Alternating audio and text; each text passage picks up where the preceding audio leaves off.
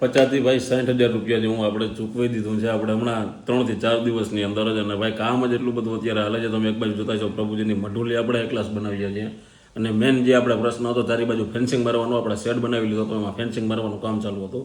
તો આજે ભાઈ ફાઇનલી એનો જે ઘટતો હતો એ સામાન થોડો ઘણો લઈ આવ્યા છીએ. હજી અડધો સામાન ઘટે છે, અને જેમ જેમ આપણી પાસેથી ભેગું થાય એમ આપણે કરતા જઈએ છીએ. આપણું કાર્ય એવું છે કે ભાઈ એક તો આપણી પાસે 0 ફંડ છે, અને આપણે કાર્ય પણ ચાલુ છે. એ બધું હાલે છે કેવી રીતે? તો કે ભાઈ તમારા બધા મિત્રોના નાના નાના સહયોગથી. આ બધા મિત્રો જોતા જઈશું એમ કે આપણે જમવામાં પ્રભુજીઓ માટે ફેરફાર કર્યો, જેના હિસાબે થઈને આપણે એક ફેમિલી જ છે, જે 2 નાના બાળકો છે અને 2 માણસ છે, ફેમિલી જ છે. અને આપણે રસોઈ બનાવવા માટે અહીંયા રાખ્યા છે. એ ફેમિલીનો પગાર છે, ગોવારનો પગાર છે, ભાડું છે, લાઇટ બિલ છે, આવું નાની મોટી ઘણી બધી વસ્તુઓ છે. મહિનો ફરીને આવે ભાઈ એટલે કાંઈ ન હોય તો આપણે 40,000 રૂપિયા જેવું તો એ લખી લેવાનું. એટલે ફાઇનલી આજ છે 1 તારીખ, અને જેટલું પણ આપણી પાસે હતું ભાઈ 0,0,0,0 અત્યારે આપણે એમ કહી ગયા કે આપણી પાસે અત્યારે બેલેન્સના નામ ઉપર કંઈ નથી. અને હજી આમાં કાંઈ જે કાંઈ સામાન ઘટતો હોય છે એવું લાગશે, આપણે ધીરે ધીરે કાર્ય ચાલુ છે ફેન્સિંગ મારવાનું ને, તો એવું લાગશે તો આપણે થોડો ઘણો લેતા આવશું અને વહેલા મોડા આગળ પાછળ નાખી દેવું. અને જોયા બાકી જેવી હરીની ઈચ્છા.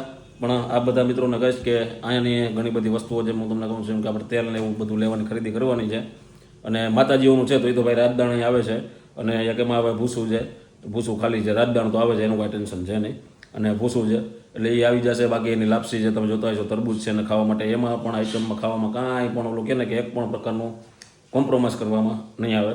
આ કાર્ય ઠાકરની દયા, એની દયાથી અને આ બધા મિત્રોના સાથ સહયોગના સપોર્ટથી હાલે છે. એટલે બધાને એટલું કહીશ કે જે કંઈ થાય થોડો ઘણો ભાગ લેજો. અત્યારે અમારે તમારા બધા મિત્રોના સાથ સહયોગ અને સપોર્ટની જરૂર છે. અત્યારે આપણી પાસે કાંઈ છે નહીં, થઈ ગયું છે પાછું 0-0 કામ બધા ચાલુ છે. તમે જોવો છો ચાલુ કર્યું ત્યારે કાંઈ હતું નહીં, અને આ બધા મિત્રોના સાથ સહયોગ અને સપોર્ટથી ધીરે ધીરે અત્યારે વધી ગયું છે. તો હાલો મળીએ પાર્ટ 2ની અંદર.